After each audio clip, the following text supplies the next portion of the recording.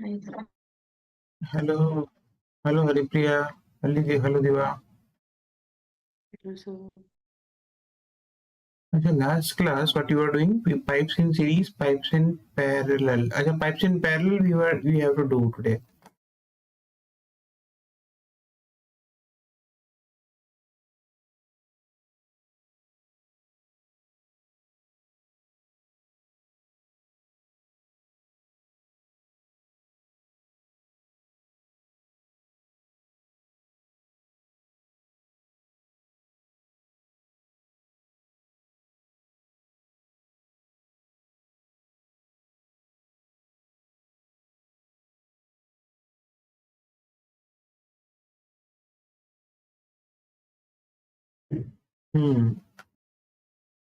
See the parallel combination of tubes. What happens?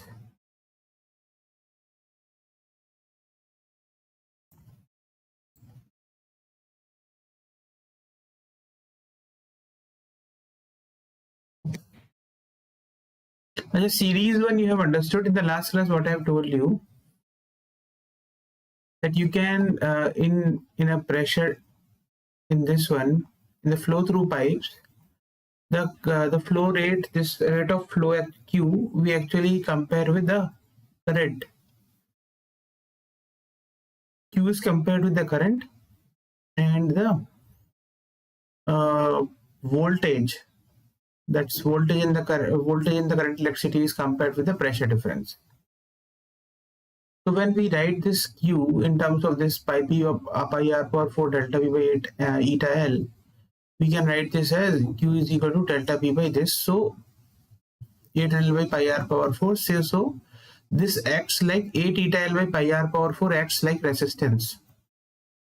So that's why what I have done, pipes in series I have discussed in that the pressure difference across them will be different, delta P1, delta P2, but the net pressure difference will be sum of this net voltage, like current electricity we do.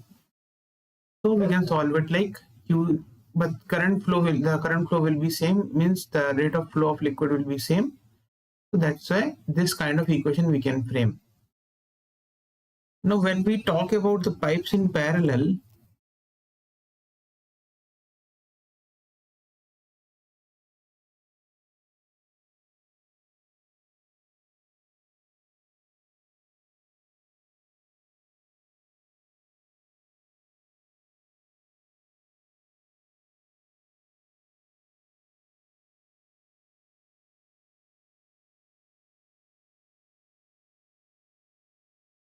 what happens, this pipe is there,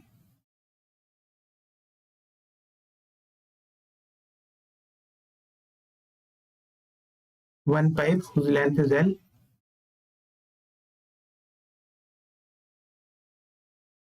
radius is R1, and flow through it is Q1.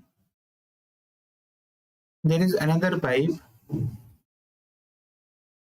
whose length is L2,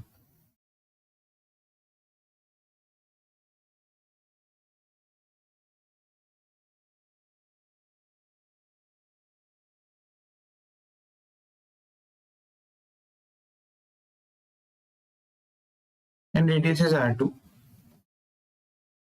And when we compare it with the current electricity, in the current electricity, when two things are in parallel, what we do, two resistances are in parallel, the current that's incoming is actually divided. I gets divided in each of the branch, I1 and I2, but the voltage difference remains same across two resistors.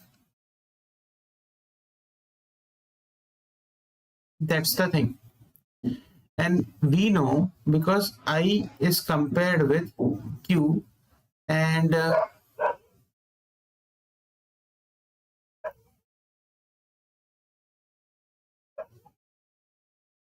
delta P as V.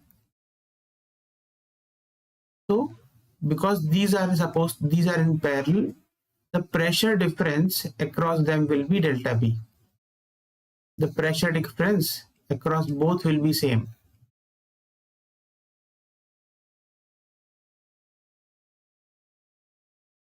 Across this, the pressure difference also will be delta P. Across this also pressure difference will be delta P. But the volume flow rate will be different, Q1, Q2. If you want the total flow rate, it should be Q1 plus Q2. Q is equal to Q1 plus Q2. Now I can write Q is equal to Q1 plus Q2. It will be delta P by R1 plus delta P by R2. Okay, and what will be R1? R1 is equal to 8 eta L1 by pi R1 power 4. R2 will be equal to 8 eta L2 by pi R2 power 4. Easy. This is the way how we frame the equation in this. If they sometimes if they ask what should be the equivalent, like they ask, like they give na the equivalent resistance R equivalent here, so that the total current I is passing through it. In the same way, they can ask what should be the equivalent system of some length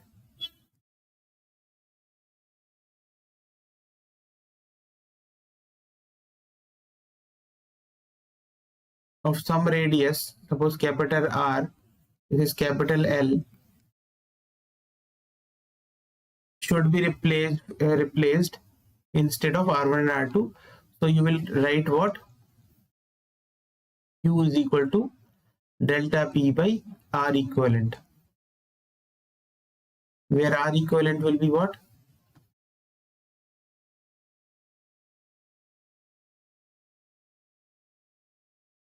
Eight eta L by pi capital R power 4. Okay, now understood this part? Or still having some doubt?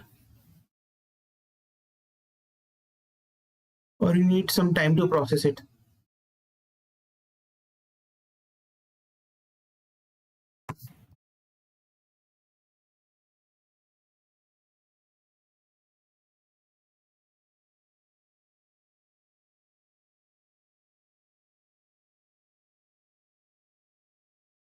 See, look at it properly.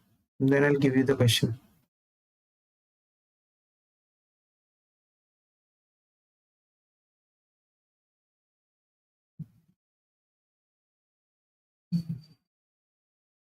When you will say yes, then only I'll give you the question. Otherwise, I'm open to you asking doubts to me. You can ask me doubts till it becomes clear. If it is clear, then I'll give you the questions.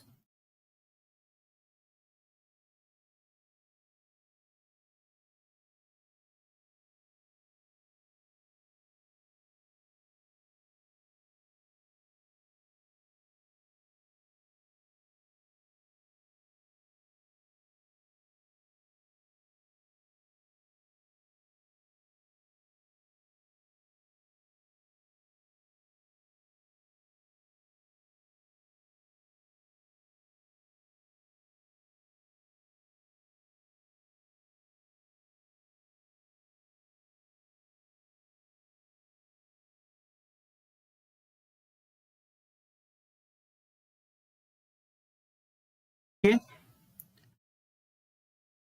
No one is asking me doubts, so I think it's clear to everyone. Now I'll give you the question.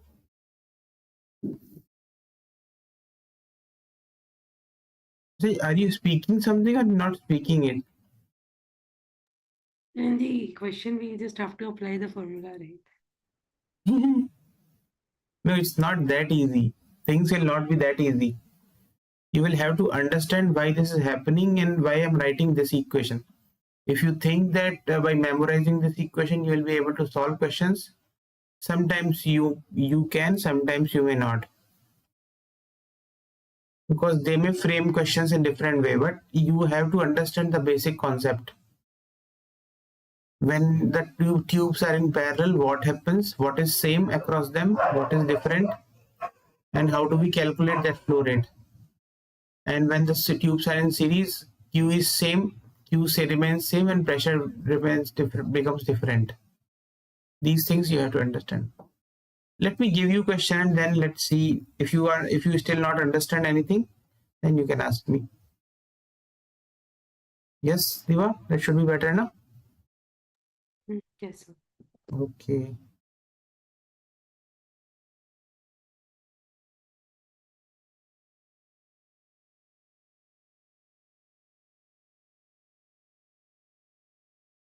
Take this one. Try to solve this question.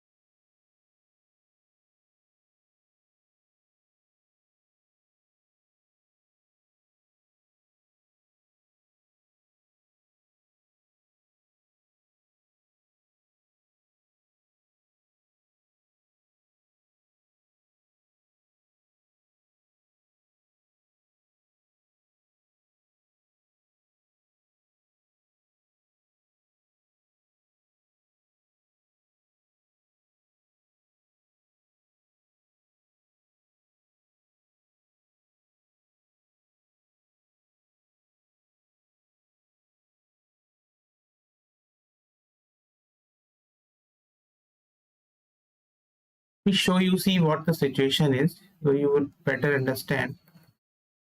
The rate of steady volume flow of water through a capillary tube of length L and radius R. Let's say this is our tube of length L and radius R.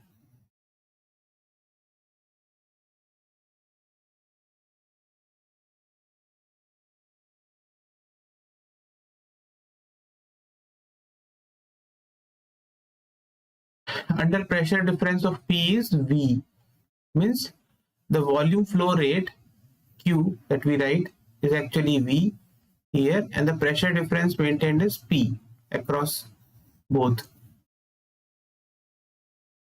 Now this tube is connected with another tube of same length but half the radius in series. Now in this situation, new situation, the same tube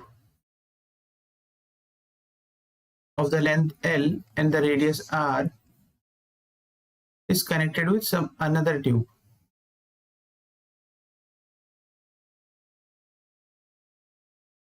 whose radius is R by 2.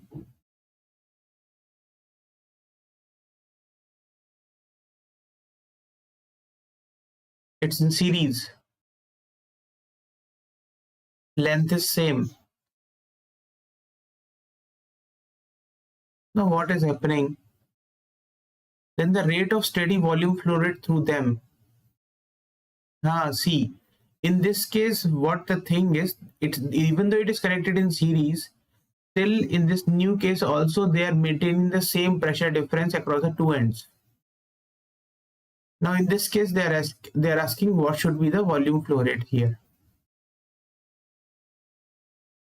This is the question.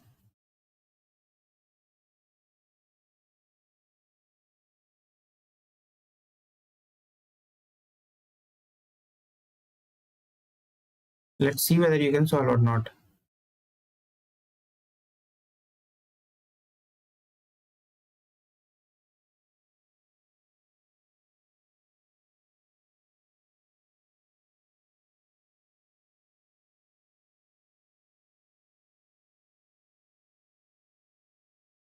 Giving you time.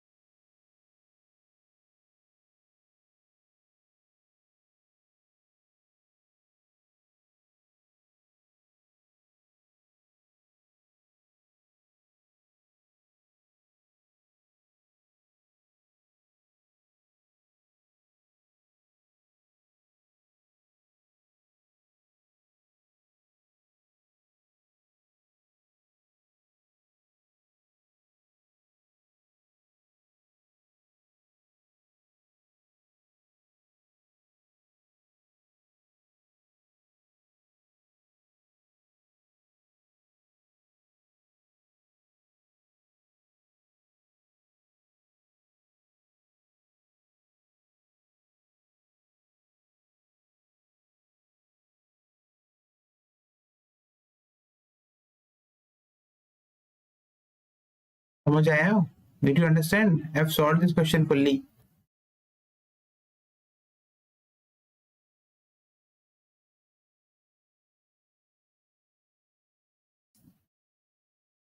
Haripriya, are you getting the answer? Yes, sir, I got it. You got it. Very good. Diva? Sir, I am halfway through. Okay, do it. What about Kanishka?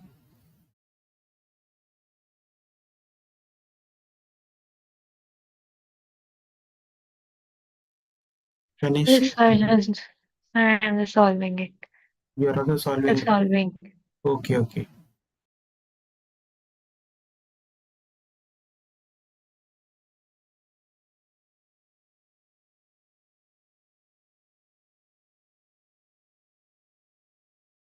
So Haripriya, did you understand everything? Means how I'm relating this pipe connection with the current electricity?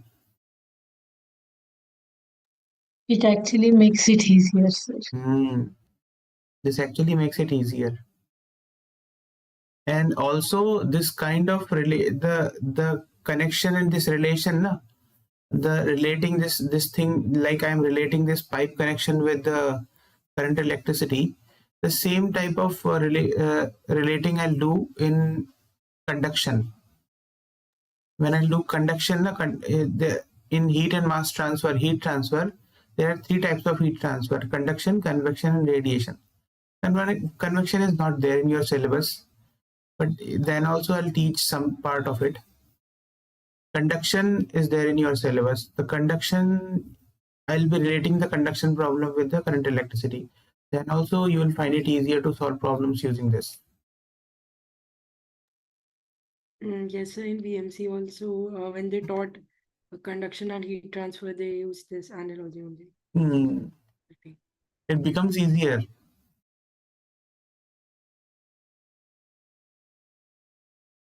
So in VMC they have completed a conduction and heat transfer.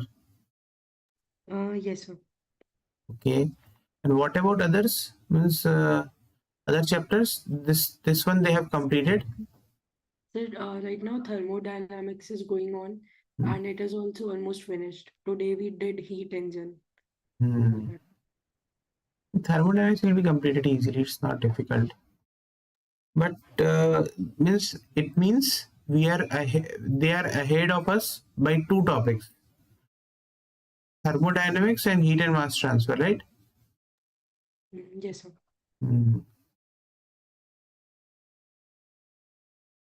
Waves they have not started. No, sir, not yet.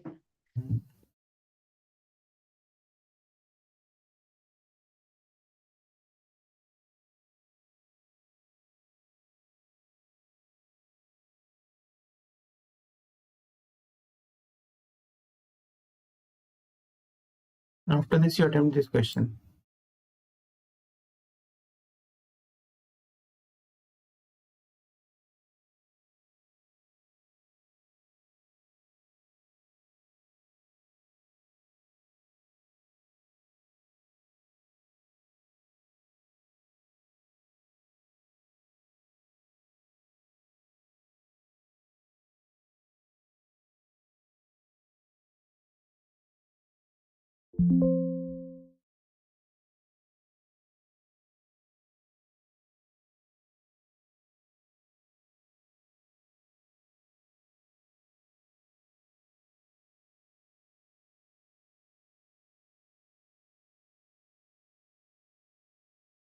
So 1 minute. You keep doing this so problem.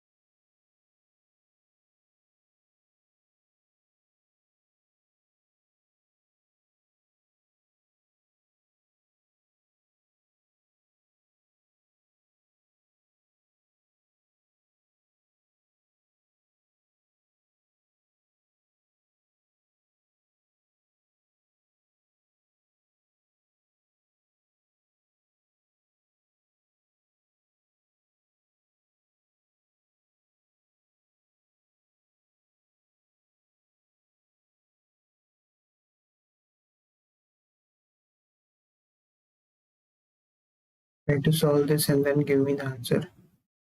Then after this, we'll move on to the surface tension part.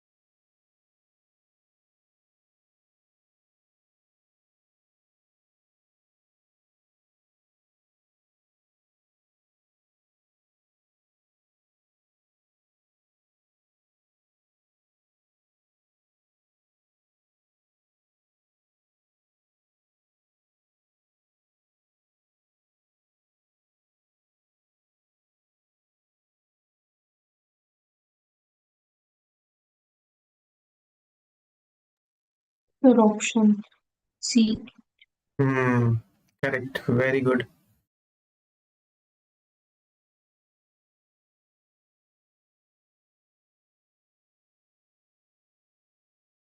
See, for others, if you are not getting, I'm solving the question.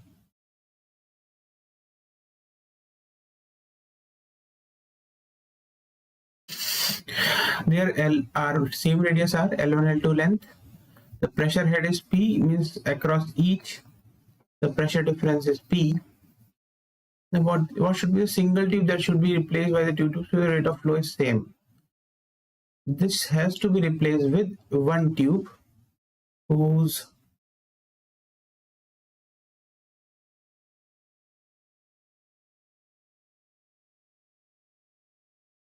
means the radius is same. The length they are asking, radius they are keeping same. So what should be the length they are asking? L1 to maintain the same pressure. See, now they are actually in parallel. Let's calculate the resistances. So the pressure current we will find out Q. Let's find out the equivalent resistance. In the parallel, if you remember, R equivalent is given by R1 R2 by R1 plus R2.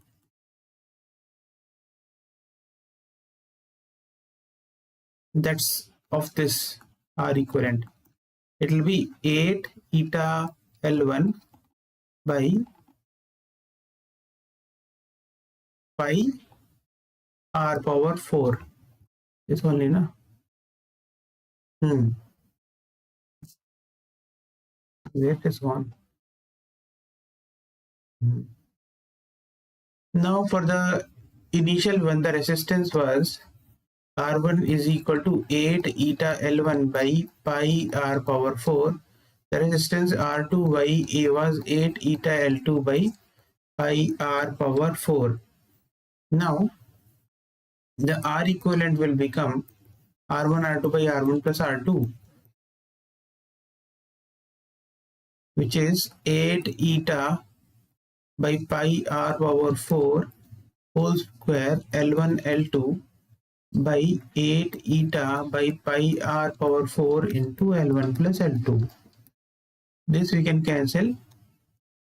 So we are getting R equivalent is equal to 8 eta by pi r power 4 into L1 L2 by L1 plus L2. This has to be, this is same as 8 eta L1 by array. Let us keep this length as L0 so that we do not confuse. L0 by pi r power 4. This will be cancelled, so L0 will become L1 L2 by L1 plus L2. That should be our answer. That's why Diva is getting this answer C. Sorry, Haripriya is getting the answer C.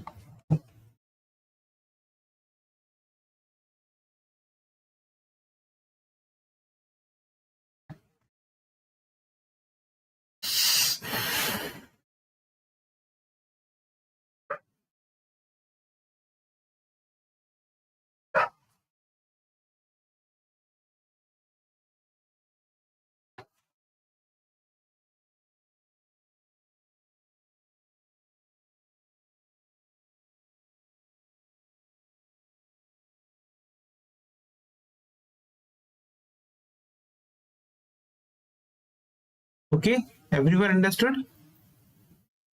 Yes, sir. Okay, Kanishka? Yes, sir. Okay. Now let's move on to the next concept. The next concept is surface tension. What is surface tension? If you remember, it's a kind of force, but actually acts in a different way. You must have seen you must have seen mosquitoes and those these small moths and all. They run on water, no? They walk on water. They do not go inside. Sometimes there are few things like some paper or something which they keep on floating. It's not that they are floating only just because of that Archimedes principle. There is one surface tension force which acts upon the body along the line, along its parameter. Because of that also it acts upwards. Because of that also the things actually float.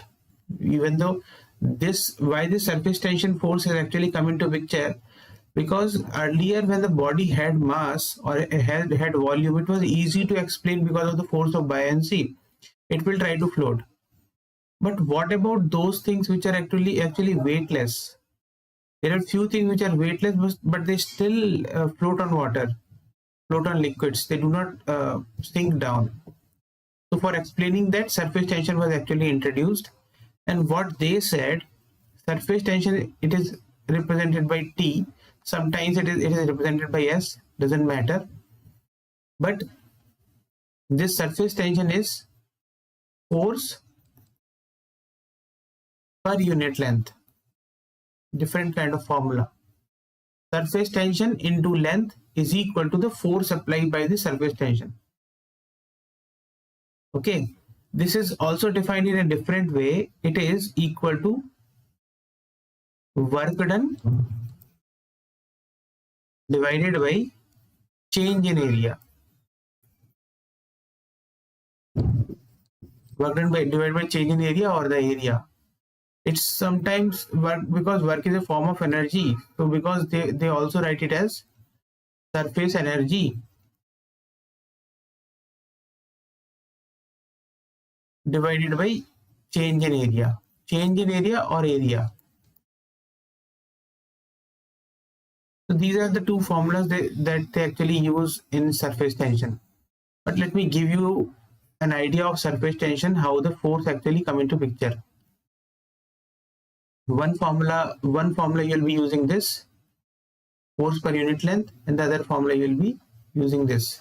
Surface energy I have written because sometimes they actually they directly they do not ask what is the work done in the case of surface tension. They actually ask what's the surface energy associated with the surface tension.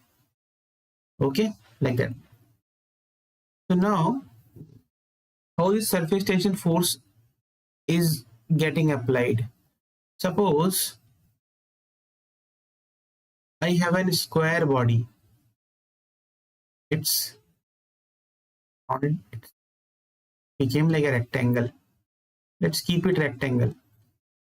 The length is L1, the breadth is L2. Like that. It's present in water.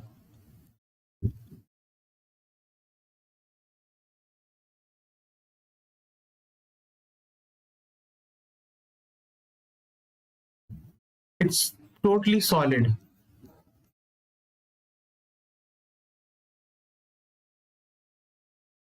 So actually, the common misconception with the other peoples are they actually think because this is the area, because the whole area is in contact with the liquid or the water, the force should be acting throughout the area, but it's not.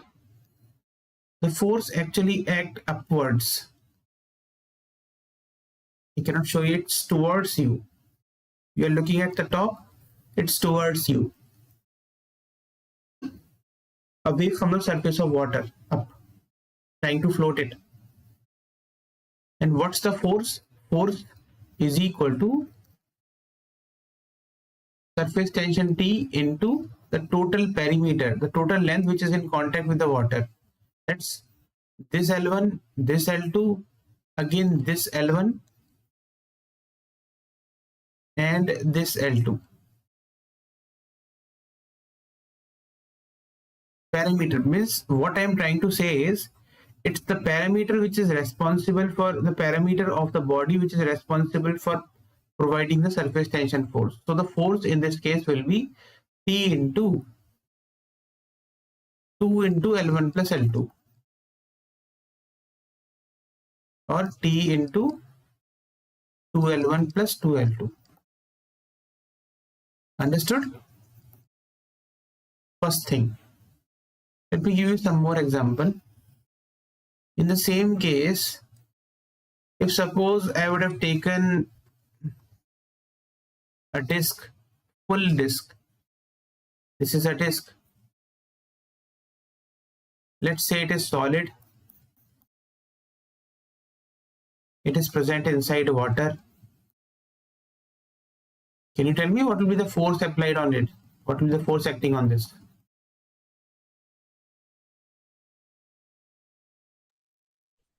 Tension into 2 pi r. Correct. So the force which will be acting on this will be in the upward direction, and the force, the value will be force is equal to F is equal to tension into 2 pi r, which is the perimeter which is in contact. Now I'll give you one another case. Now suppose I have given you a different case in which there is a hollow disk.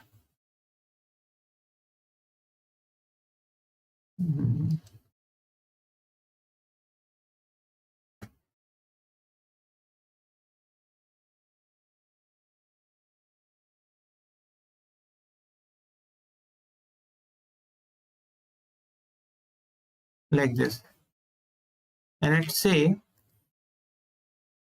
the outer radius of this disk is R1 and the inner radius is suppose R2. This is solid in the middle.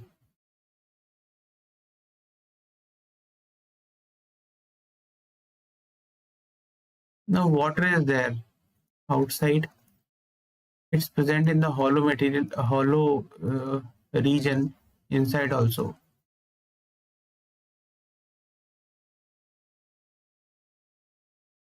Now in this case, can you tell me what will be the force?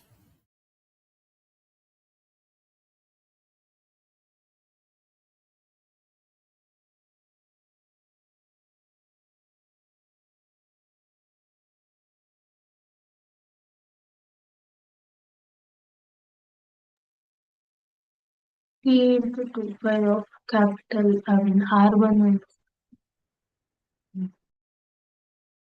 P into 2 pi cap R1 plus, that's all, or something? minus R1 minus R1 minus R2. Acha, Will it be plus R1 plus R2? who is saying minus and who is saying plus? Both are Diva only, or Haripriya? I'm saying plus. I'm saying minus. And you are Diva saying is minus and Diva is saying plus. Here actually, Plus because two surfaces will be. correct. Actually here Diva is correct. What about Kanishka?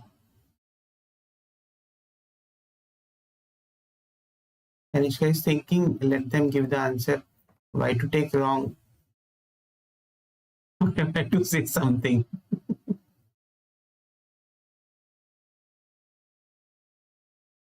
See, the correct answer is R1 plus R2. Why? Because one surface is this inside surface and the other surface is the outside surface.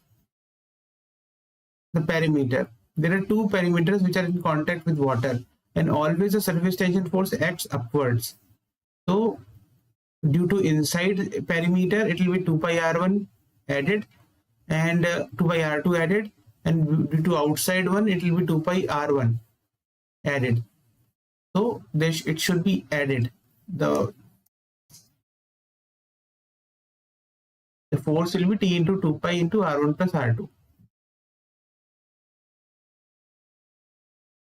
So you have to actually, when you are trying to find out the surface tension force, you have to look for all those perimeters which are actually in contact with water. That's all. Add them, total perimeter multiplied with the surface tension, that becomes the force. Clear? Kanishka, clear now?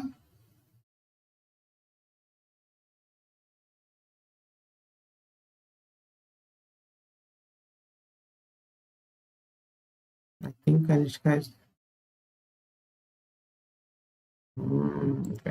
is sleeping. Kanishka.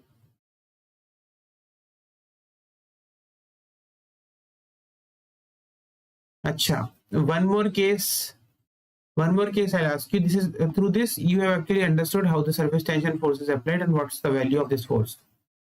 Now there are few cases actually they ask repeatedly. Calculation of surface energy.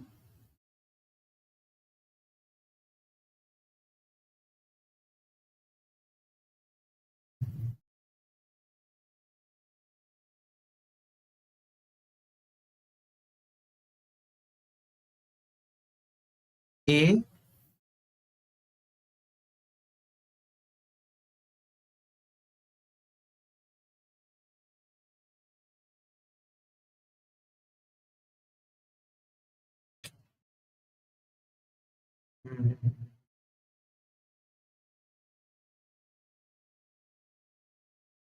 when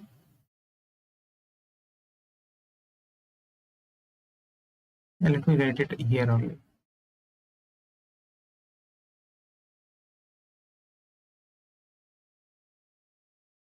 Radius of bubble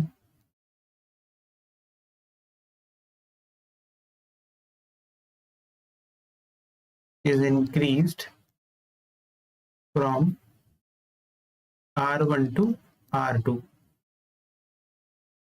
First case is liquid bubble. The second case is soap bubble. Ajay, do you know the difference between liquid bubble and the soap bubble? Anyone? Sir, I've already studied, so I know. So bubble will have two surfaces because it has air inside and outside, and liquid bubble will have only one surface because it is fully filled inside. Correct. The only difference between the liquid bubble and the soap bubble is soap bubble has two surfaces. And that you can observe also. Whenever you will observe means the soap bubble floating in the air, you will find the upper film is actually moving. Color changes when you observe it properly.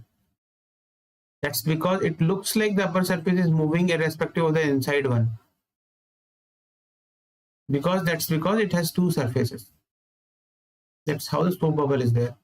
So calculation of surface energy means I've actually told you the surface tension has two formulas. One formula is this force per unit length, which we have made use of. The second one is surface energy by change in area. So in case of liquid bubble,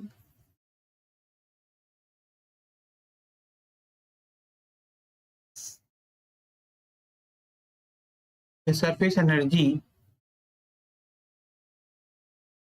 let me write, energy is equal to surface tension into change in area, which is 4 pi r2 square minus 4 pi r1 square.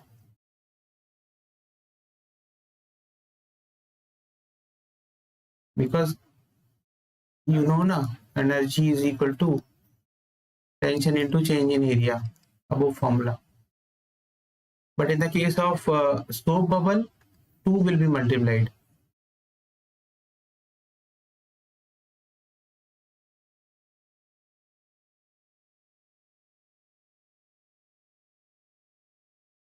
Because initial total surface area was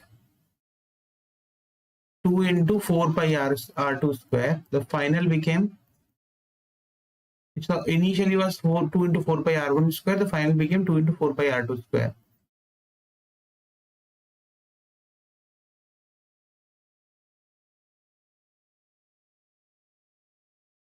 So it is 2t into 4 pi r2 square minus 4 pi r1 square.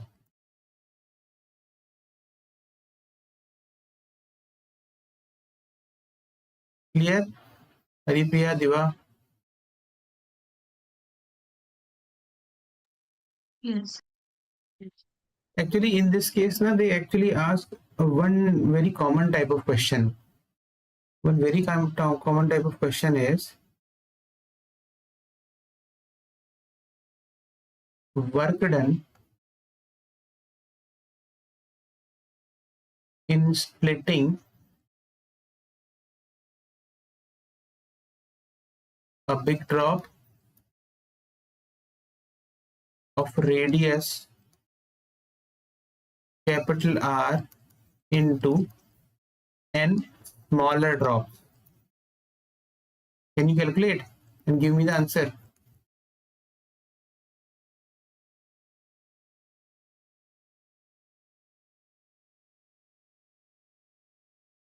Actually, I want answer for both. Work done splitting a big drop of radius R into n smaller drop. For this also I want work done. And the second case I want is work done in combining n small drops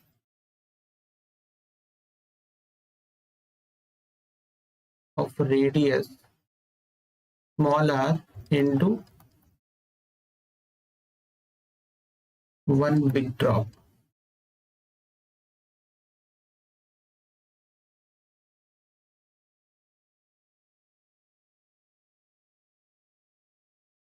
Think and tell me.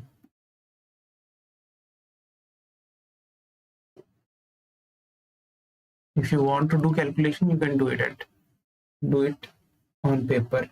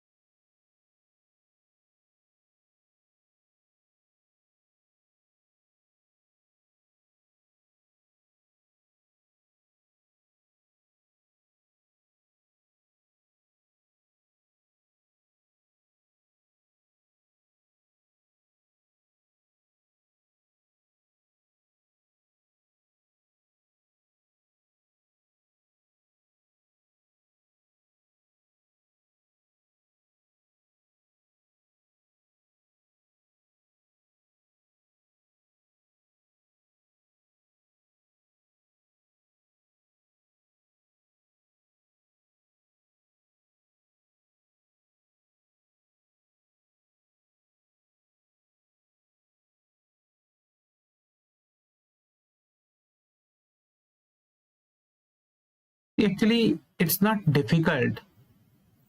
One big drop was there. Its radius was capital R. It has been divided into n small drops. This, similarly, so many. But we do not know its radius. There are n drops. I can write this work done is equal to surface tension into initial surface area was 4 pi r square.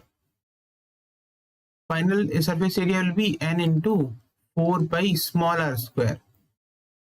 But how will you find out the relation between, this is easy. So I can write it as T into 4 pi into capital R square minus n small r square. I do not, but I have, in the question I have not given small r. I have given only capital R and n. So you need to find a relation between capital R and small r. You need to find small r value in terms of capital R. How will you do it?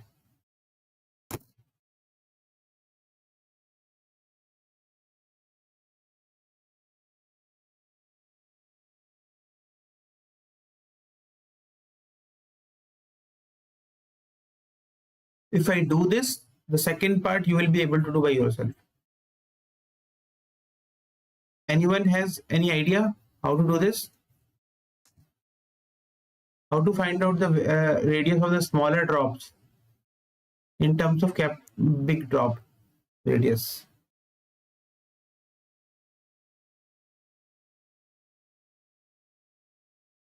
See, it's easy. Initially the total, because they have divided into the n small drops, but the volume is same, na? Initial total volume was 4 by 3 pi into capital R cube. Final volume is n into 4 by 3 pi small r cube. Volume is same, even though they have divided to n small drops. But the initial total volume is equal to final total volume. Volume is same. So you will find out the relation in this way. Capital R cube is equal to n small r cube. That's why R is equal to capital R by n power 1 by 3. That's how you find out the relation between small r and capital R. Now once you have found out this, you can put it here. 4 pi capital T into capital R square minus n capital R square by n power 2 by 3. So your answer will become 4 pi T capital R square into 1 minus n power 1 by 3. This is your answer.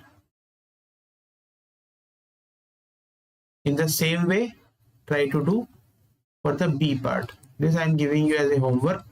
Try to complete it before the next class and then show me. Okay? Let's end it now. Yes, sir. Bye bye. Good night.